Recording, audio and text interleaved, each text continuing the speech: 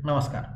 BSc IPF की ये जो श्रृंखला है फाइनेंशियल स्टेबिलिटी रिपोर्ट में, उसमें इस वीडियो में हम देखेंगे कि डोमेस्टिक, अब तक हम ग्लोबल देख रहे थे, अभी ये रिपोर्ट में हम डोमेस्टिक पे आ गए।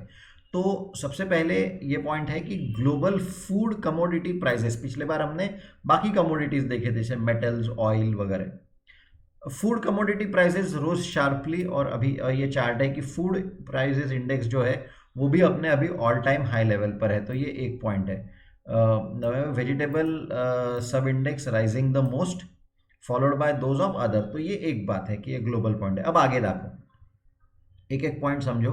Large डिस्क्रप्शन in economic activity has resulted in physical strains.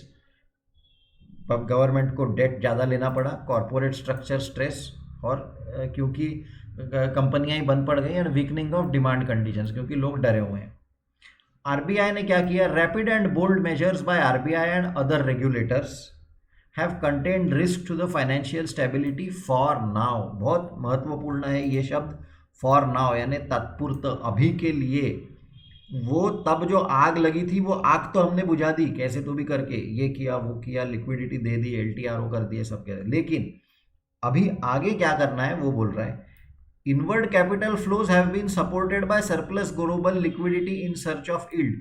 क्यों आ रहे हैं हमारे देश में पैसा? है वो इमर्जिंग मार्केट्स में पैसा क्यों आ रहा है? क्योंकि बाकी सब जगह पे तो निगेटिव इंटरेस्ट रेट्स है, हमने देखा पहले 4-5 वीडियो में। इसलिए आप वो एक एक वीडियो देखते आइए तो आपको ये पूरी कहानी का पिक्चर बनेगा। Full impact of the pandemic on the domestic economy is still unfolding. Vaccine आज आई है, ये 4 दिन पहले रिपोर्ट आया, हम जनवरी 2021 में है, लेकिन वो क्या बोल रहा है? आरबीआई बोल रहा है कि अभी तक फुल इम्पैक्ट अर्थव्यवस्था पे अभी तक पता नहीं चला है। इट इज स्टिल अनफोल्ड, यानी अभी तक वो खुल ही रहा है। And the outlook would depend on the pace of recovery. Outlook किस पे डिपेंड करता है? कि कितनी जल्दी रिकवरी होती है। कौन? मोर vulnerable small and medium enterprises. बड़े कंपनी, स्ट्रॉन्ग कंपनी तो ठीक है, पर वल्नरेबल यानी जो ज़्यादा प्रॉब्लम में आ सकते हैं, ऐसे जिनको ज़्यादा मार पड़ी है, वो कैसे रिकवर करते हैं, उस पर निर्भर करेगा कि देश की अर्थव्यवस्था कैसे रिकवर करेगी। ये आरबीआई बोल रहा है। आगे वो क्या बोल रहा है? In the wake of sequential 8 quarter slow down, इन्होंने पहले से इंडिया की जीडीपी में स्लो डाउन हो रहा था,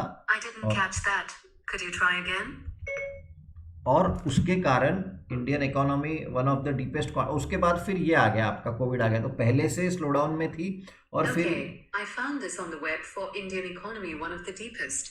Check it out. सीरी, हाँ, so COVID turned out to be once in a century black swan event.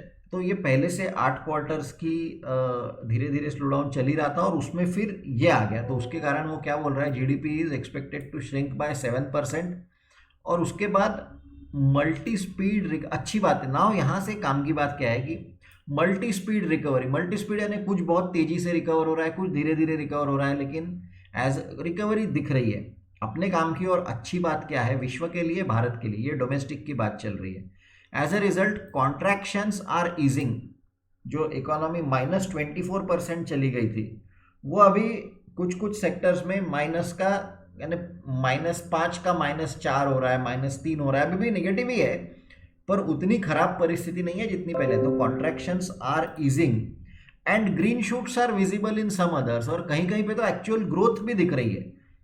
Surges of capital flows are being experienced with the return of risk appetite and a renewed search for yield. India में capital भर भर के आ रहा है। आप देख रहे हैं कि फॉरेक्स रिजर्व्स बढ़ रहे हैं, रुपी स्टेबल है और स्ट्रांग होने की कोशिश कर रहा है। तो ये सारी चीज़ें अच्छी बात है। Financial markets and asset prices have been lifted by this, हमने देखा है। Along the growing optimism on the brightening of India's prospects, बहुत इंपॉर्टेंट।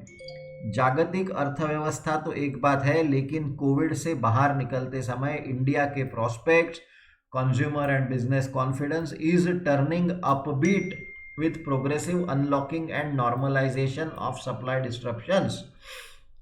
यूरोप में, अमेरिका में कभी सेकंड लॉकडाउन की बात चल रही है, कभी राइजिंग और केसेस चल रहे हैं। हिंदुस्तान में सेकंड वेव नहीं आया, सेकंड लॉकडाउन नहीं आया, हमारे यहाँ पे कोविड वैक्सीनेशन आज से स्टार्ट हो गया है। तो हिंदुस्तान की रिकवरी जो है वो ज़्यादा प्रॉमिसिंग है, ये सब आरबीआई बोल रहा है। इसलिए ये अच्छी बात है हिंदुस्तान की इकोनॉमी की, ये कोविड से बाहर आते समय। फिर भी ग्लोबल डेवलपमेंट, जागतिक स्तर पे कुछ भी हो सकता है, डोमेस्टिक इन्फ्लेशन, महंगाई, क्योंकि इतना पैसा अगर घूम रहा है तो महंगाई तो बढ़ सकती है।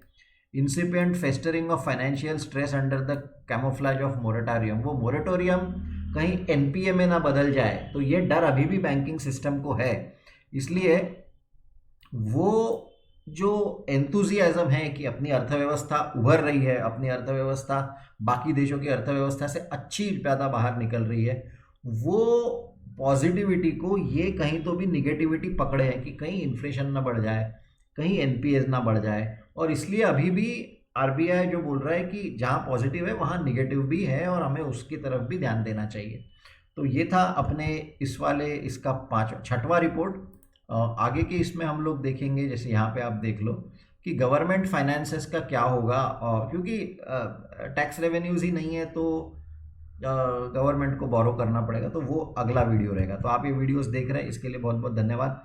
सारी वीडियोस एक एक करके देखिए तो आपको समझ में आएगा। पहले एक सीरीज बनी है 10 वीडियोस की कि 2020 कैसा था, और अब ये वीडियो सीरीज बन रही है कि उसमें से बाहर निकलते समय जागतिक और भारत के स्तर पर क्या हो रहा है। तो वीडियोस देखने के लिए बहुत बहुत धन्यवाद। Thank you very much.